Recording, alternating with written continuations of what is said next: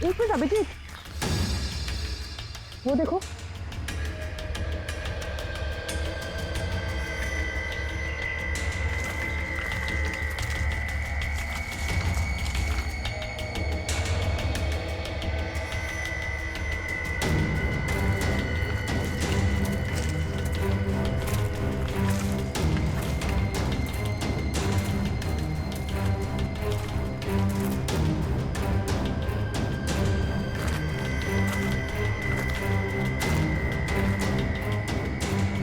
इतने सारे कपड़े, ये जूते,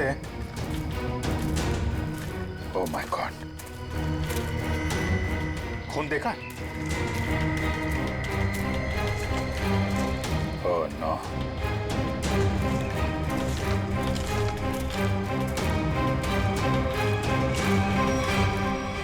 ये खोपड़ियां, ये हड्डियां,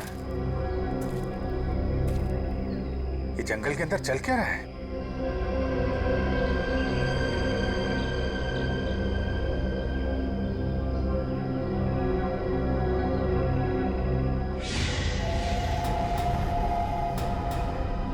कौन है? कौन है वहां?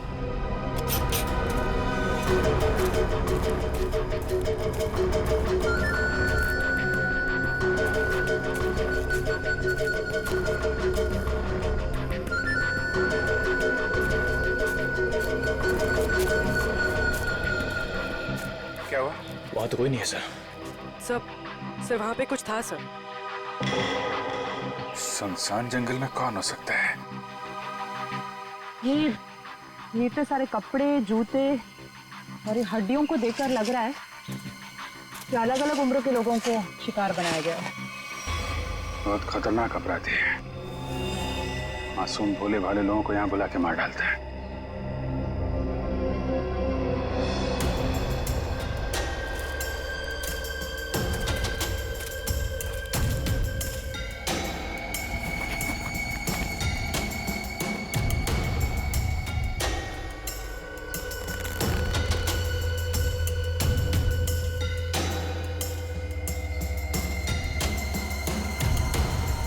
प्रकाश जी कब आ गई है?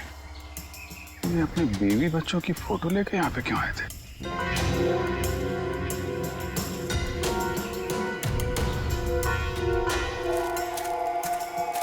ए रुको! क्या हुआ? सर वहां पर कुछ अजीब सा था सर। गाड़ी क्या हुआ सर? तो जंगल में कोई आया है? तुम लोग देखो जरा जाके।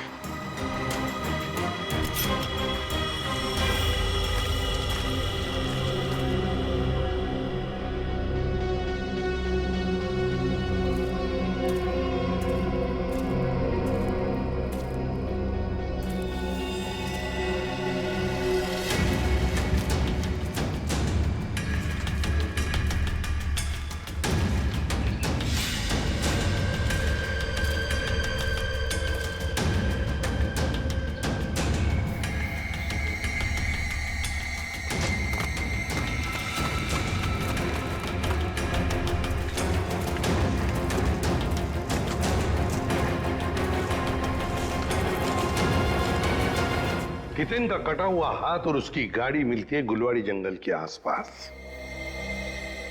समझ में नहीं आ रहा है, पता नहीं क्यों सचिन, मुझे ऐसे लग रहा है कि हितेन का केस, मालती का केस और प्रकाश जी का केस, इन तीनों केसेस का आपस में कोई ना कोई संबंध है, कोई ना कोई संबंध है। सर प्रकाश जी और मालती के बारे में कुछ और पता चला है। क्या? सर ठीक हितेन की तरह ही प्रकाश जी और मालती दोनों कर्जे में थे। प्रकाश जी के बेटे को 5 लाख रुपए देने थे और मालती जी का घर गिरवी रखा था। सर दोनों के गायब होते ही इन दोनों का कर्जा किसी ने चुका दिया।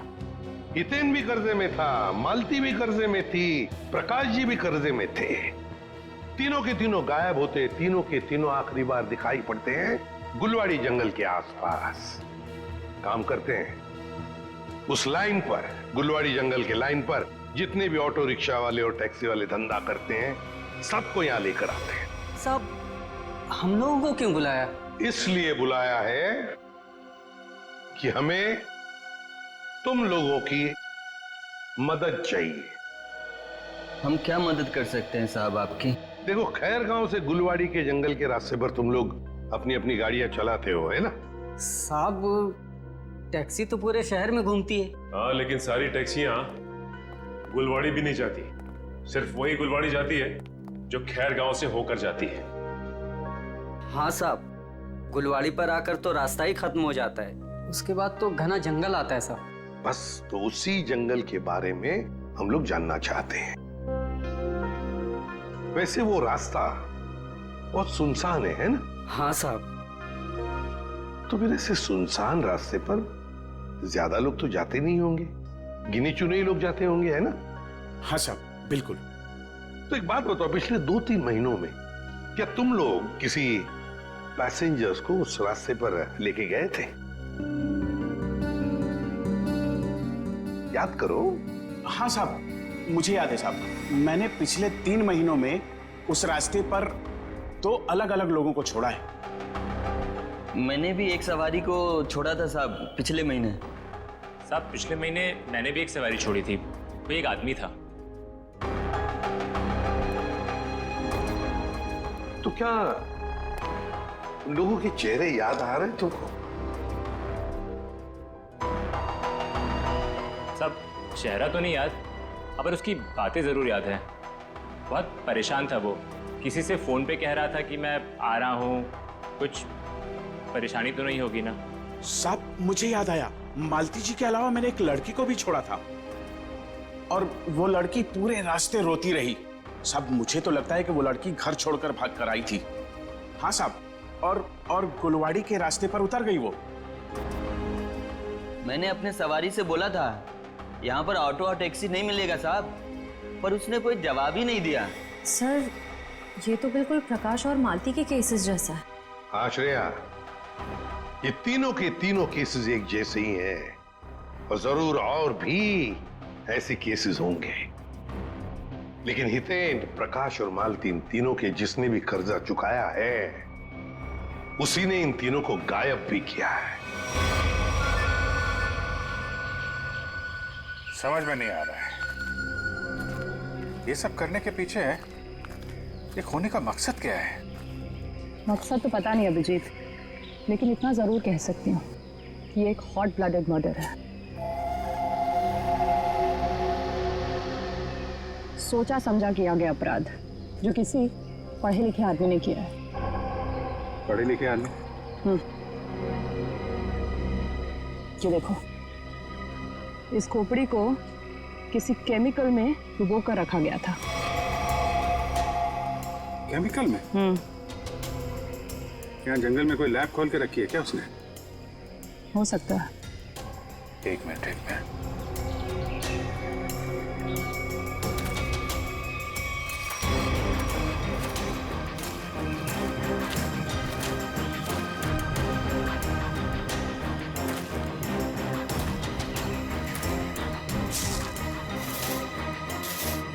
ये देखा? जंगल में पाइप कैसे आ गई?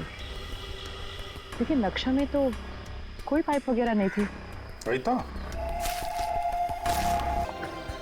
राहुल और जैम, आज मैं इतना खुश हूं कि मेरे पास शब्द नहीं है बताने के लिए। अरे भाई, 6 साल के बाद अपने दोनों बेटों को एक साथ देखने का एक बाप को जो खुशी होती है ना, तुम उसका अंदाजा भी नहीं लगा सकते। बाबूजी, राहुल, जय, जल्दी आइए, खाना तैयार है। आप लोग भी प्लीज आइए।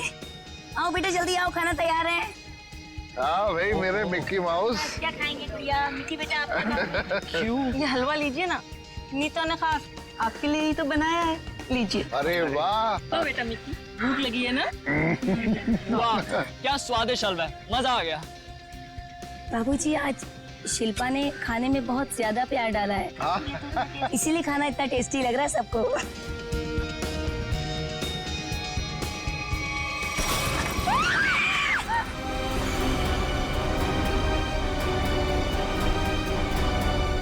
ये क्या?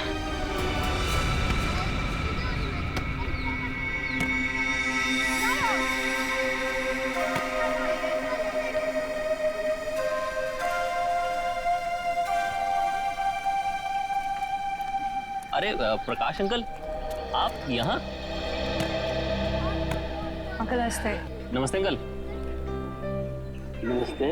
अंकल मैं तेज बीविंग में रहता हूँ। माफ करना बेटा, मेरा ध्यान कहीं और था। कोई बात नहीं। अंकल आप यहाँ धूप में अकेले बैठ के क्या कर रहे हैं? बेटा सुनील घर की चाबी देना भूल गया, पर फिक्र की कोई बात नहीं, वो आता ही होगा।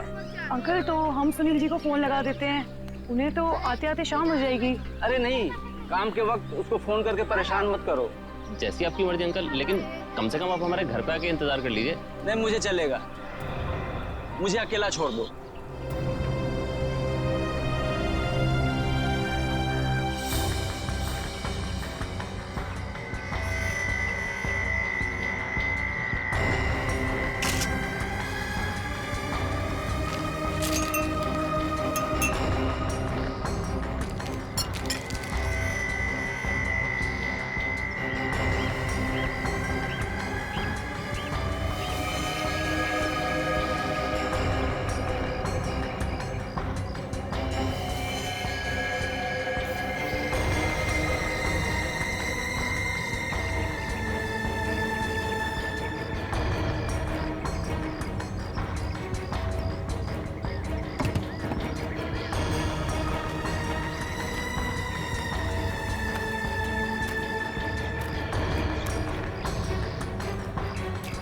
एक बात बताइए जी, आप सब लोग यहाँ पर खाना खाने बैठे थे है ना, तभी ये हाथ खाने में गिरा?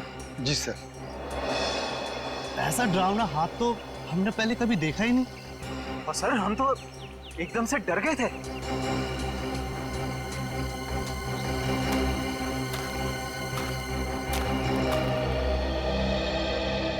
सर आपने हाथ तो देखा ही ना सर, गला नहीं है लेकिन खून पूरी तरह से सूख चुका है।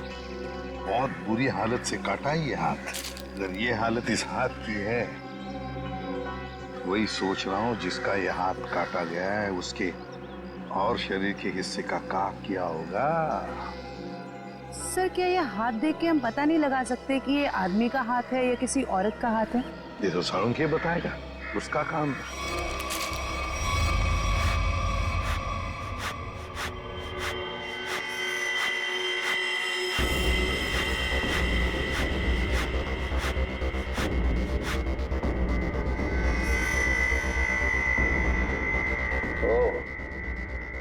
इन मुजरिमों के हौसले भी दिन ब दिन बुलंद होते जा रहे हैं। ओए, अकेले में क्या बातें कर रहा है? मुझसे बात कर। क्या पता चला, बता जल्दी। बस जिस किसी का भी हाथ है उसका डीएनए मरने वाले की कहानी पुकार पुकार कर बता रहा है। ऐसी क्या कहानी बता रहा है सर? सचिन, जिस किसी का ये हाथ है उसकी उम्र 40 से 45 साल की है, और बॉस इसके साथ जो कुछ हुआ है उसे सोच करके भी रोंगटे खड़े हो जाते हैं। रोंगटे खड़े हो जाते? क्यों सालूंके साहब? इसके हाथ में से खून का एक एक कतरा निचोड़ निचोड़ के निकाला गया है। क्या कह रहे हैं सर आप? इतना कुछ किया गया इस बेचारे के साथ इसे मारने से पहले?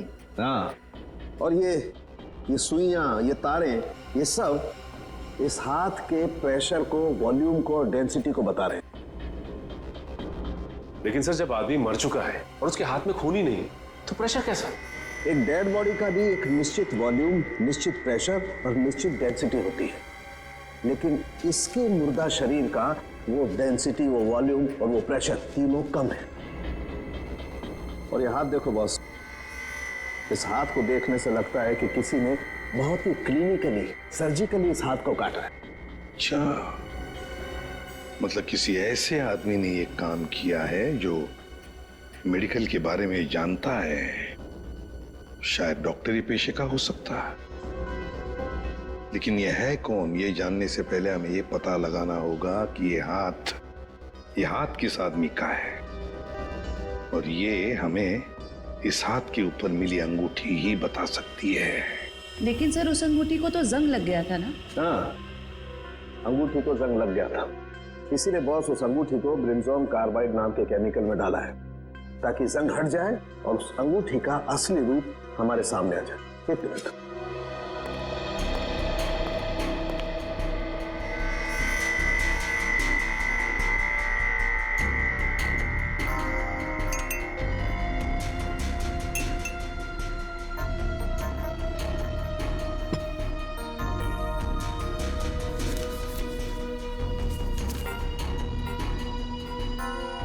ये देखो बॉस, ये अंगूठी एकदम साफ।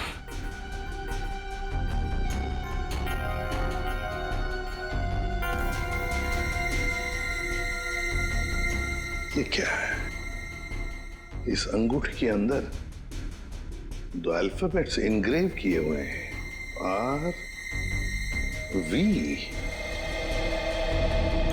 सर, ये 2 अक्षर आर और वी, इनसे कैसे पता चलेगा उस आदमी के बारे में? यही तो हमारा काम है ना फ्रेडी, पता लगाना। सिर्फ इन 2 अक्षरों से, आर और वी। फ्रेडी, इससे भी छोटे सुराग से हमें पता चल सकता है मुजरिम कौन है।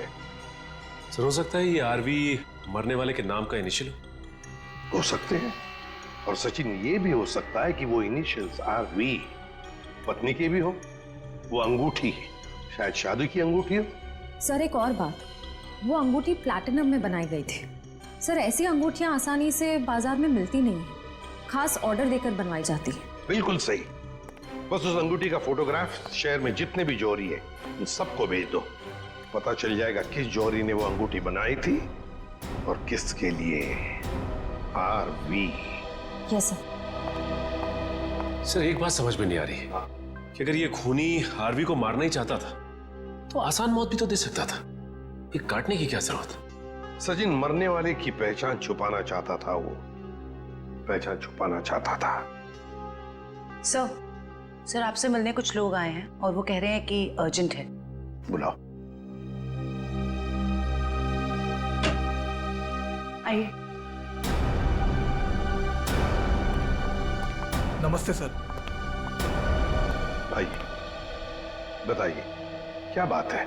सर एक बहुत ही बड़ी मुसीबत आ गई है, बस आप ही हैं जो हमारी मदद कर सकते हैं। मुसीबत? कैसी मुसीबत? सर हम लोग मोतीलाल नगर की रोज सोसाइटी से आए हैं। हमारे बिल्डिंग में एक बुजुर्ग रहते थे, प्रकाश जी। रहते थे मतलब? क्या आप नहीं रहते? सर कल तक तो थे, सोसाइटी के पार्क में बैठे हुए देखा था हमने उन्हें, बोरिया बिस्तर बांध के बैठे थे। तो आप लोगों ने जाकर उनसे पूछा नहीं कि क्या बात है, क्या तकलीफ है, हैं? पता नहीं सर, हमने उनसे पूछा तो कुछ अजीब सा बड़बड़ाने लगे। सर उनके बाहर बैठने की कुछ ना कुछ वजह जरूर है। क्या वजह हो सकती है? सर उनका सौतेला बेटा सुनील बहुत ही ज्यादा बदतमीज और झगड़ालू किस्म का इंसान है वो। सर हमें लगता है उसी ने ही सामान सहित अपने पिता को घर से बाहर निकाल दिया है। पता नहीं कहाँ होंगे वो। हो सकता है वो अपने ही घर वापस चले गए हों। घर में चेक किया आपने? हम लोग गए थे वहां पे, वो वहां नहीं थे, और हमने सुनील से पूछा तो उसने बोला कि उसे पता नहीं है। सर उससे उनकी कोई परवाह नहीं है। सुनील? हेलो, हाँ कहाँ पे? एक मिनट, आप क्या नाम बताया आपने? मालती? ठीक है, देखिए आप लोग चिंता मत कीजिए, आप सिर्फ उनकी फोटो भिजवाइए हमें। सर उन पे घर की डुप्लीकेट चाबी थी, चाहते तो घर में बैठ सकते थे। सर मुझे तो लगता है कि इन दोनों ने मजबूर किया होगा उन्हें घर छोड़ने के लिए। आप क्या कह रहे हैं सर? हम ऐसा क्यों करेंगे? सर आपको क्या लगता है मैं अपने पापा के साथ कुछ गलत करूंगा? सर मेरे पापा को ढूंढ के ला दीजिए। हाँ, प्रकाश जी को तो हम ढूंढ कर निकालेंगे। वो तो हमारा फर्ज है। लेकिन एक बात याद रखना, अगर पता चला तुम लोगों ने अपने पिताजी के साथ कोई गैर बर्ताव किया है तो अच्छा नहीं होगा, समझे?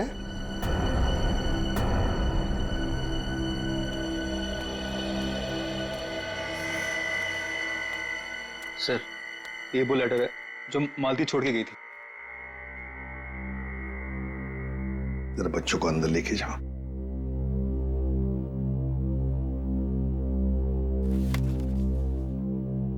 मैं मालती अपने पूरे होश में बिना किसी दबाव के ये खत लिख रही हूं। मैं अपनी रोजमर्रा की आम जिंदगी से इस घर गृहस्थी से तंग आ गई हूं और अपनी मर्जी से छोड़ के जा रही हूं। मुझे माफ कर देना विनय, माफ कर देना राहुल। कुछ दिन आप सबको बहुत तकलीफ होगी मेरे बिना, मगर फिर आदत पड़ जाएगी। मेरे वापस आने की उम्मीद मत रखना, हमारा साथ यहीं तक ही था। मालती। सर, ऐसे कैसे कोई पत्नी अपने बसे बसाए घर को छोड़ के जा सकती है? वही तो। वो मैं कल बच्चे को स्कूल छोड़ने गई थी ना, तब वो मुझे वहां मिली थी, तो मुझे उसका बर्ताव कुछ अजीब सा लगा। कुछ अजीब सा लगा मतलब? कैसा लगा आपको? मतलब वो बच्चे के सामने रो रही थी सर। हमेशा अपना और पापा का ख्याल रखना। आप कहीं जा रहे हो क्या? मैं भी चलूंगा आपके साथ। नहीं बेटा, मैं कहीं नहीं जा रही। और रोते रोते उसने बच्चे को वैन में बिठाया और वो सब्जी लाने के लिए चली गई, और जाते जाते उसने अपना मोबाइल फोन भी तोड़ दिया। ये तो बड़ी अजीब बात है। कैसे गई वो वहां से?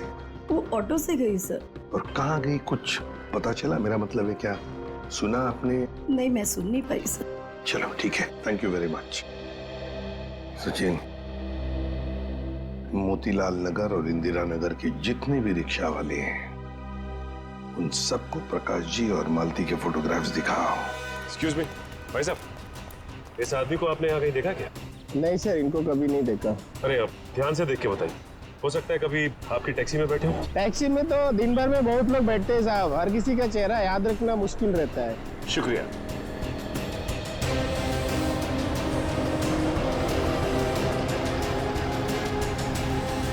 भाई साहब, आप देखिए इन्हें, कहीं देखा है आपने? इस बुजुर्ग आदमी को तो मैंने पिंजर की खाड़ी के पास छोड़ा था। पिंजर की खाड़ी?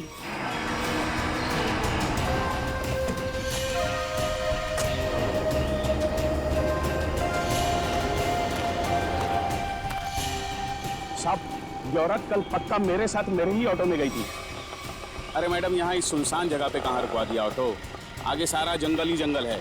और साहब एक और बात बताऊं, वो औरत ना मुझे बड़ी अजीब सी लग रही थी साहब। पूरे रास्ते रोती हुई गई और मोटी डोंगरी की गुफा के पास इसने मेरी ऑटो रुकवाई और उतर के चली गई। मैंने कहा भी कि मैडम अपने बाकी के पैसे तो लेते जाइए, लेकिन उसने पीछे मुड़कर देखा ही नहीं, बस जंगलों की तरफ बढ़ती चली गई साहब। जी सर। अरे जयवंती जरा देखो, देखो जरा ये टैब में, मोटी डूंगी की गुफा और पिंजर की खाड़ी।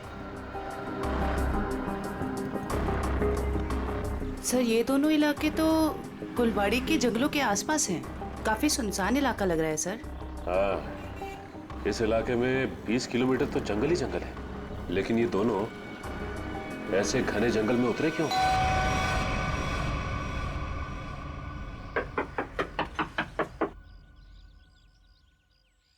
बड़ी अजीब बात है। रिंग पे आरवी गुदा है और नाम हितेन कुमार। हो सकता है इस घर के किसी और सदस्य के नाम के इनिशियल्स हों ये, क्योंकि उस जौहरी को पूरा यकीन था कि इस रिंग का ऑर्डर इसी घर में से किसी ने दिया है। जी कहिए। नमस्ते, हम सीआईडी से। सीआईडी? अंदर आइए।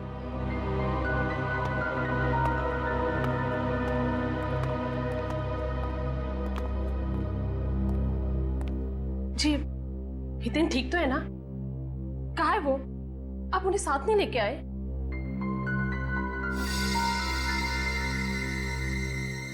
क्या आप इस अंगूठी को पहचानती हैं?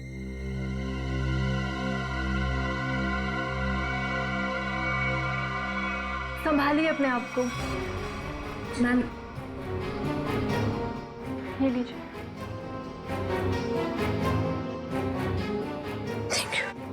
क्या आप बता सकती हैं कि इस अंगूठी पर जो आरवी इनिशियल्स बने हुए हैं, इनका क्या मतलब है? अपने माता पिता के नाम पे गुंदवाया था इन्होंने। ससुर जी का नाम राकेश था और सासू माँ का नाम विनी था। मुझे लग रहा था कि जरूर कुछ ना कुछ बुरा हो रहा है। हितेन कभी मुझे बिना बताए घर से गायब नहीं हुए। क्या आप मुझे उन्हें मिलवा सकते हैं प्लीज?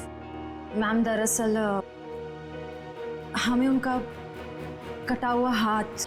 बस कुछ मत बताइए, मैं और कुछ सुन नहीं सकती।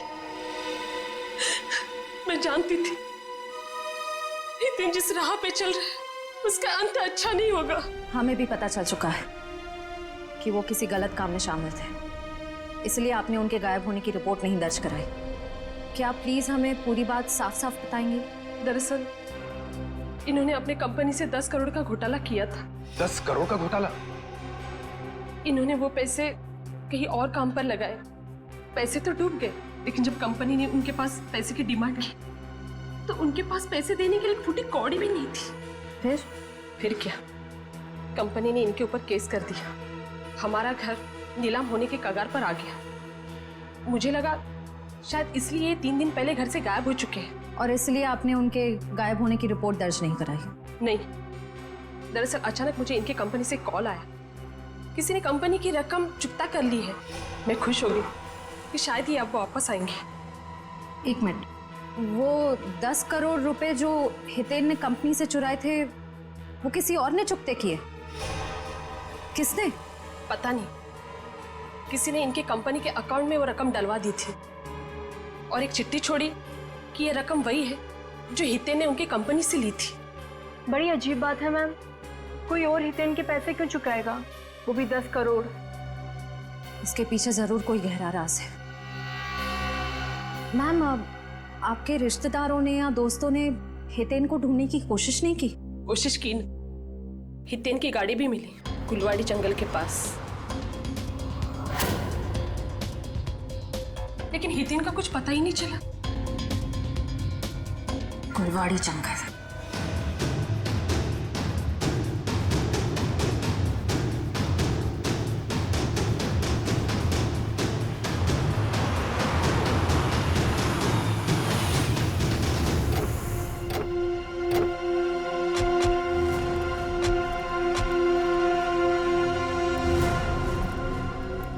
सर ये जंगल तो काफी डरावना है। प्रकाश जी और मालती यहाँ क्या कर रहे हैं? किसी एक आदमी का काम नहीं है, ये पूरा का पूरा गिरोह है। ये फाइल हमें उन तक पहुंचाएगा। सर, मैंने मिसिंग पर्संस ब्यूरो से पता लगा।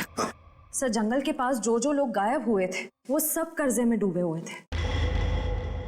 जो जो लोग उस गुलवाड़ी जंगल में गायब हुए सब कर्जे में डूबे हुए हैं। तो मतलब मेरा शक सही था, ये कोई संयोग नहीं, सोच समझ के बनाया हुआ प्लान है ये, कर्जे में डूबे लोगों को निशाना बनाने का।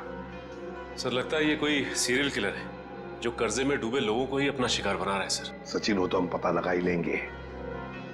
ये प्रकाश, हितेन और मालती, इन तीनों के फोन रिकॉर्ड चेक किए? Yes sir. क्या पता चला? सर, इन तीनों के फोन रिकॉर्ड्स में 3 नंबर ऐसे हैं जो कॉमन है। किस किस के फोन नंबर्स है वो? सर, 2 नंबर तो बंद आ रहे हैं और तीसरा नंबर किसका है इसका पता नहीं चला है, लेकिन सर इस तीसरे नंबर से किसी जया को फोन किया गया है परसों। तीसरे नंबर से जया को फोन किया गया है?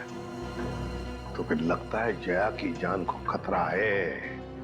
जया की जान को खतरा है। श्रेया, इस जया को फोन करो, पूछो उससे क्या वो किसी कर्जे में डूबी है क्या।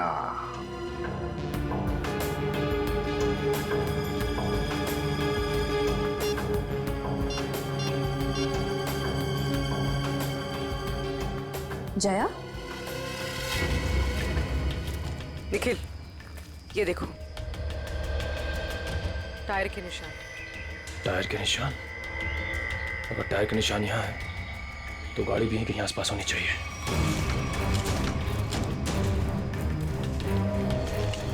गाड़ी उस तरफ है, संभाल के।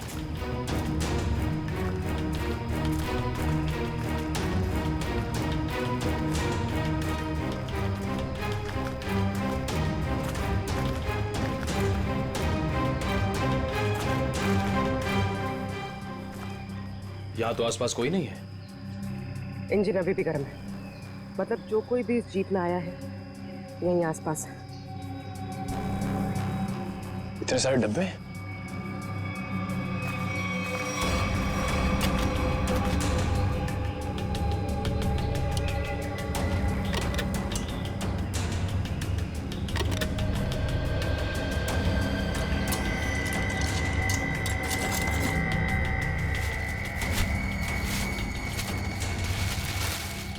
ये तो अस्पताल का सामान है। यहाँ इस जंगल के बीच क्या कर रहा है? वही तो।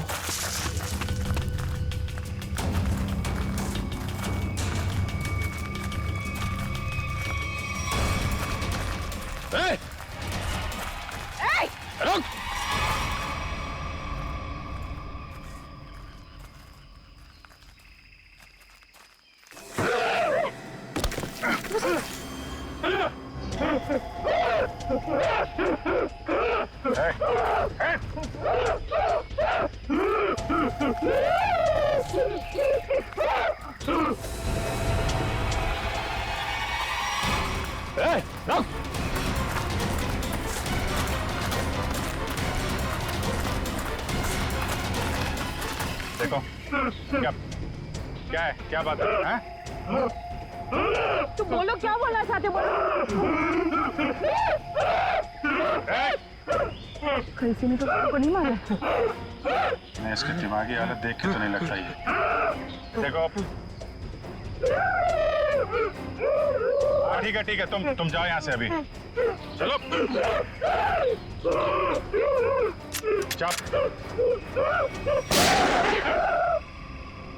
तुमने गोली क्यों मारी? वो बेचारा डर के भाग गया। वापस आके इसको बचा लेंगे। पहले प्रकाश और मालती को बचाना जरूरी है, कहीं उनकी भी ऐसी हालत ना हो जाए।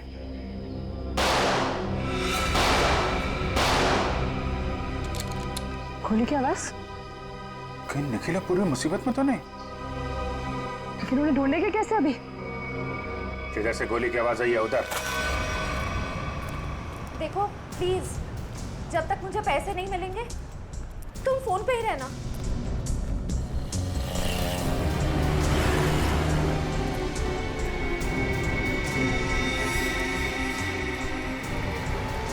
हाँ, मुझे दुकान दिख गई, मैं आ रही। नहीं, तुम फोन मत रखना प्लीज प्लीज, मैं पहुंच गई।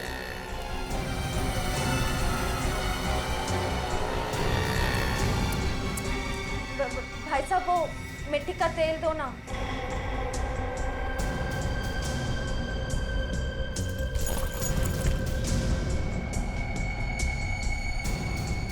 मैं सीआईडी ऑफिसर हूँ, सीधे से बता दे किसके इशारे पे तूने मुझे बैग दिया, वरना ससुराल की सैर करनी पड़ेगी। वो जा रहा है, नीली कमीज वाला, फोन पर। मयूर, इशिता, वो ब्लू शर्ट वाला। बस बहुत घूम लिया। तुम?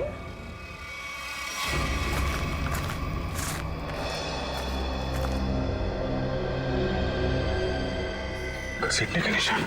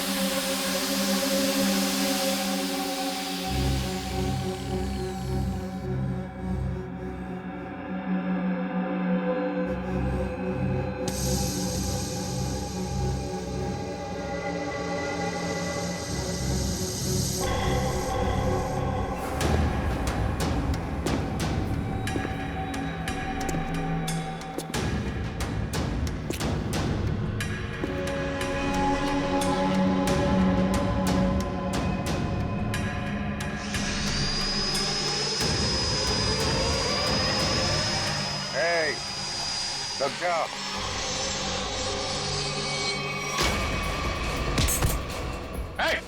रुक जाओ, नहीं तो इसकी खोपड़ी उड़ा दूंगा।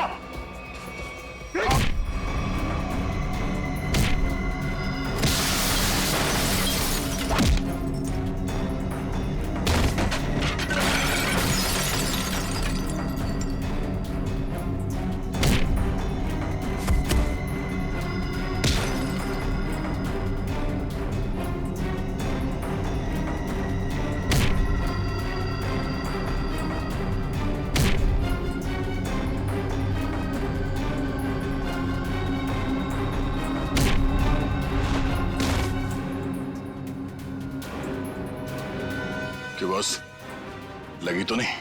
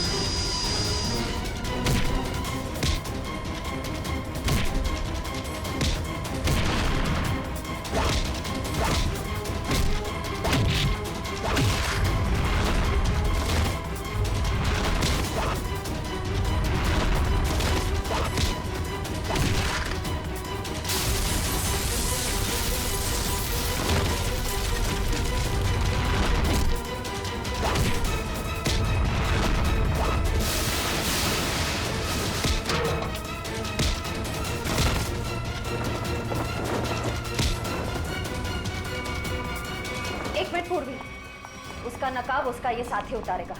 उतार उसका मास्क। सर, ये वो लेटर है जो मालती छोड़ के गई थी।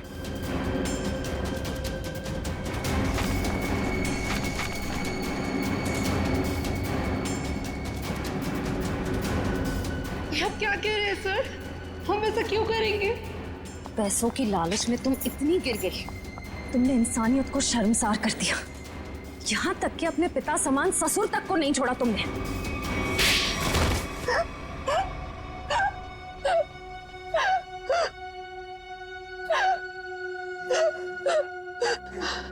मैंने जो कुछ भी किया लोगों की मर्जी से किया और उन्हें उनके बलिदान का दाम भी दिया। गलत। लोगों की मजबूरी का नाजायज फायदा उठाया तुम लोगों ने। उनके शरीर के अंगों का काला कारोबार कर रहे थे तुम लोग। क्यों? क्योंकि आपकी सरकार ने मेरा डॉक्टर का लाइसेंस कैंसिल कर दिया था। कमाल है, तुम्हारा लाइसेंस रद्द कर दिया तो तुमने लोगों को मारना शुरू कर दिया।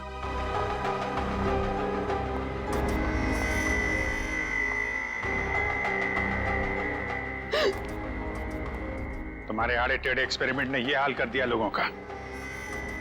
शर्म आनी चाहिए तुम दोनों को। इतना नीचे गिर गए कि अपने घर वालों को तक नहीं छोड़ा तुम लोगों ने। क्या करते सर, विदेशी ग्रुप से पैसा ले चुके थे हम, और जो अंग उन्हें चाहिए थे वो हमारे पास नहीं थे, इसलिए सोचा घर वाले ही सही। बड़े बड़े मुजरिम देखे हमने, मगर तुम लोगों जैसे घटिया सोच वाले लोग आज तक नहीं देखा। बीमार हो तुम लोग, इस समाज में रहने लायक नहीं हो।